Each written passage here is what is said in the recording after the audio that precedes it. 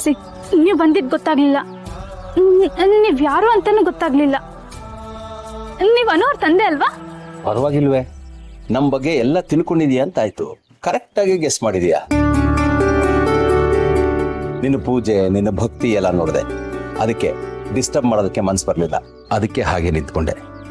ಒಳ್ಳೇದಾಗ್ಲಮ್ಮ. ಈ ಶ್ರದ್ಧೆ, ಈ ಭಕ್ತಿ ಯಾವಾಗ್ಲೂ ಹೀಗೆ ಇರ್ಲಿ. ಬನ್ನಿ. ಅರಿಶಿನ ಕುಂಕುಮ ಹೂವೆಲ್ಲ ಈಗಷ್ಟೇ ಇಟ್ಟು ಪೂಜೆ ಮಾಡಿದೀನಿ. ನೋಡ್ಕೊಂಡು ದಾಟ್ಕೊಂಡು ಹೋಗಿ. ಸರಿ ಕಣಮ್ಮ. ಹೂವನ್ನ ತುಳಿಯಲ್ಲ. ಹೂವನ್ನ ತುಳಿಯೋ ಮನ್ಸು ನನಗಿಲ್ಲ. ಹೂವು ಯಾವಾಗ್ಲೂ ನಗ್ನಗ್ತಾ ಇರ್ಬೇಕು, ನಿನ್ ಥರ. ನೀನ್ ಯಾರು ಅಂತ ಕೇಳೋದನ್ನೇ ಮರ್ತ್ಬಿಟ್ಟೆ.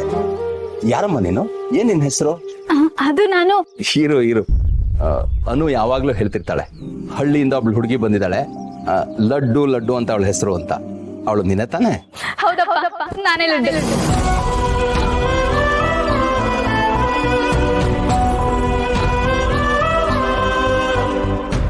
ಕ್ಷಮಿಸ್ಬಿಡಿ. ಅದು ಅನೋರು ಯಾವಾಗ್ಲೂ ನಿಮ್ ಬಗ್ಗೆ ಹೇಳ್ತಾ ಅಪ್ಪ ಅಪ್ಪ ಅಂತ ಕರಿತಾ ಇರ್ತಾರಲ್ವಾ, ಅದಕ್ಕೆ ನಾನು ಹಾಗೆ ಕರೆದ್ಬಿಟ್ಟೆ. ಅನೋರಿಗೆ ನೀವು ಅಪ್ಪ ಅಂದ್ಮೇಲೆ ನನ್ಗೂ ಅಪ್ಪ ಇದ್ದಂಗೆ ಅಲ್ವಾ? ಬೇಸರ ಮಾಡ್ಕೋಬೇಡಿ. ಬೇಸರ ಯಾಕಮ್ಮ? ನೀನು ನನ್ನ ಅಪ್ಪ ಅಂತಾನೆ ಧಾರಾಳವಾಗಿ ಕರಿಬಹುದು. ನನಗನು ಹೇಗೋ ನೀನು ಹಾಗೆ. ನಮ್ಮ ಅನು ಕೂಡ ನಿನ್ನ ಅಕ್ಕ ಅಂತಾನೆ ಅಂತಿರ್ತಾಳೆ. ಹಾಗ